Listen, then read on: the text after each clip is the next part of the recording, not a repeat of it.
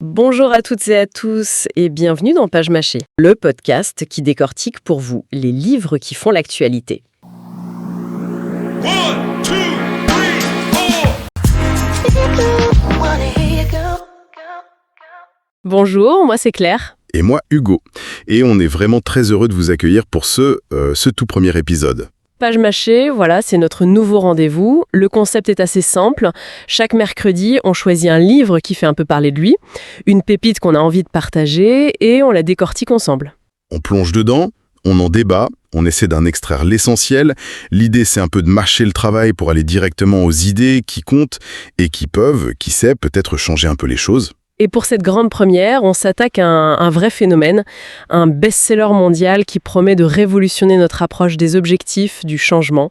Il s'agit de « Un rien peut tout changer » de James Clear. Atomic Habits en version originale, oui. C'est ça. Le titre est audacieux, quand même. Un rien peut tout changer.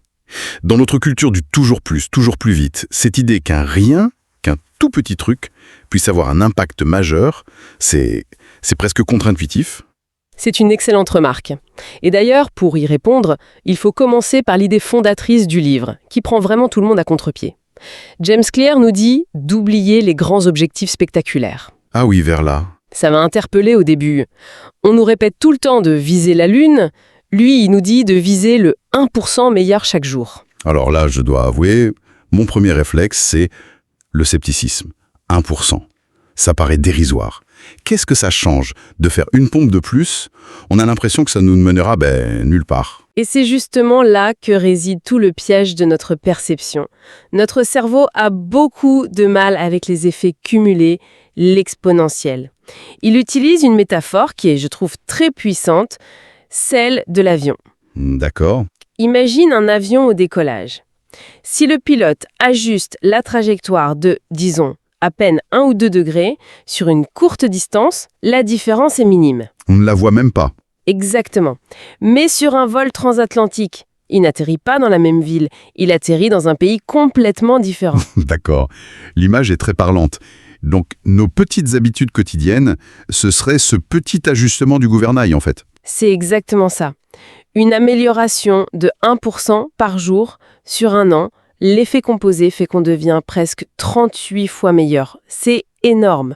Le problème, et c'est ce qu'il appelle le plateau de potentiel latent. Le plateau de potentiel latent, j'aime bien l'expression. C'est cette période hyper frustrante au début, où on fait des efforts, on va à la salle, et on ne voit aucun résultat. Et c'est là, dans cette vallée de la déception, comme il l'appelle, que la plupart des gens abandonnent. Juste avant que les résultats n'arrivent, en somme. C'est un peu comme le bambou chinois, non? Ah, c'est une super analogie, oui. On l'arrose pendant des années, il se passe rien, et d'un coup, il prend des dizaines de mètres en quelques semaines, parce que les racines se développaient sous terre, de manière invisible. C'est la parfaite image. Les résultats sont stockés et ne se révèlent qu'une fois qu'un seuil critique est atteint. Et ça nous amène au deuxième grand changement de perspective du livre. Qui est de se focaliser sur les systèmes plutôt que sur les objectifs.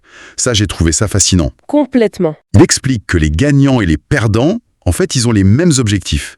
Tout le monde veut gagner le championnat. L'objectif n'est pas ce qui fait la différence. Précisément. L'objectif, c'est le résultat que tu vises. Le système, c'est le processus qui t'y mène.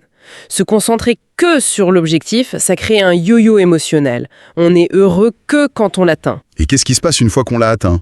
On court le marathon et le lendemain, on arrête de courir. La motivation s'écroule. C'est ça. Le système, lui, il est fait pour durer. Et c'est là qu'il introduit la notion la plus puissante du livre, je trouve.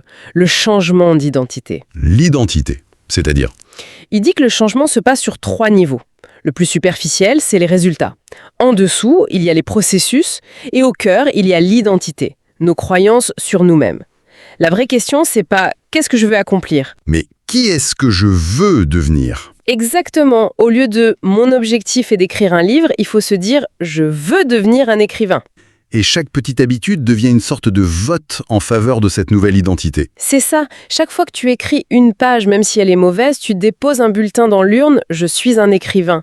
Chaque fois que tu cours 10 minutes, tu votes pour « je suis un coureur ». C'est un renversement complet. On pense que le comportement suit l'identité, mais lui dit que le comportement, quand il est répété, finit par forger l'identité. Tout à fait. Mais alors, la question à 1 million, comment on met en place ces habitudes? C'est là que le livre devient très concret, j'imagine. Et il laisse, c'est sa grande force, il propose une méthode, une sorte de recette en 4 lois pour créer une bonne habitude. La toute première, c'est rendre l'habitude évidente. Évidente, c'est-à-dire impossible à oublier. En quelque sorte, oui. Il s'agit de concevoir notre environnement pour qu'il nous pousse dans la bonne direction. Si on veut manger plus de fruits, on ne les cache pas dans le bac à légumes du frigo. On les met dans une corbeille sur la table du salon. Voilà. Et une autre technique très efficace, c'est ce qu'il appelle le habit stacking, l'empilement d'habitudes. Ah oui, L'idée, c'est de greffer une nouvelle habitude sur une habitude qui existe déjà. La formule, c'est « après mon habitude actuelle, je ferai ma nouvelle habitude ». par exemple, après avoir bu mon café du matin, je vais méditer 1 minute. Le café, qui est automatique, devient le déclencheur. C'est simple, c'est spécifique et ça s'intègre naturellement dans la journée. Ça, c'est la première loi. La deuxième, c'est rendre l'habitude attrayante. Forcément. Si c'est une corvée, ça va pas tenir longtemps. Jamais. Et là, il propose le temptation bundling, le groupement de tentations. On associe une chose qu'on veut faire à une chose qu'on doit faire. Donc par exemple, je n'ai le droit de regarder ma série préférée que lorsque je suis sur mon vélo d'appartement. C'est l'exemple parfait. On pirate notre cerveau, en fait. On utilise la dopamine à notre avantage. C'est malin. Et la 3e loi, du coup? La 3e, c'est ma préférée, je crois, parce qu'elle est tellement contre-intuitive. C'est rendre l'habitude facile. Facile, mais on nous dit toujours qu'il faut sortir de sa zone de confort, qu'il faut des efforts héroïques. Et c'est pour ça qu'on abandonne le 15 janvier. Il propose la règle des 2 minutes. N'importe quelle nouvelle habitude doit être réduite à une version qui prend moins de 2 minutes. Moins de 2 minutes. Lire avant de dormir devient lire une page. Faire du sport devient mettre mes chaussures de sport. Attends, ça me semble presque absurde. Quel est l'intérêt de juste mettre ses chaussures de sport? Ça ne change rien. On se ment pas un peu à soi-même, là? Pas du tout. L'intérêt n'est pas dans l'action elle-même au début, mais dans le fait de se présenter sur la ligne de départ. C'est l'art de maîtriser le commencement. Une fois que tu as mis tes chaussures, il est infiniment plus probable que tu sortes courir 5 minutes. La plus grosse friction, c'est de commencer. Cette règle, elle la pulvérise. D'accord, je vois. C'est une porte d'entrée. On automatise d'abord le fait de commencer. Logique. Et la dernière loi alors? Elle est fondamentale pour que ça dure dans le temps. La 4e loi, rendre l'habitude satisfaisante. Satisfaisante. Notre cerveau est câblé pour la récompense immédiate. C'est un héritage évolutif. Le problème, c'est que les bonnes habitudes ont un coût immédiat, l'effort, pour un bénéfice qui est très lointain. La santé dans 10 ans, par exemple. Alors que la mauvaise habitude, c'est l'inverse. Plaisir immédiat, coût différé. C'est tout l'enjeu. Il faut trouver une satisfaction immédiate. Et ça peut être tout simple. Le fait de cocher une case sur un calendrier après sa séance de sport, par exemple, c'est une petite victoire, une récompense immédiate qui renforce le comportement. Et ça crée une chaîne visuelle de succès. On voit les croix s'aligner et on n'a pas du tout envie de briser la chaîne. Exactement. Donc, si on résume, rendre l'habitude évidente, la rendre attrayante, la rendre facile et la rendre satisfaisante. C'est une sorte de checklist pour construire un comportement durable. On n'est plus dans la pensée positive, on est dans l'ingénierie du comportement. C'est ça, on devient l'architecte de ses habitudes.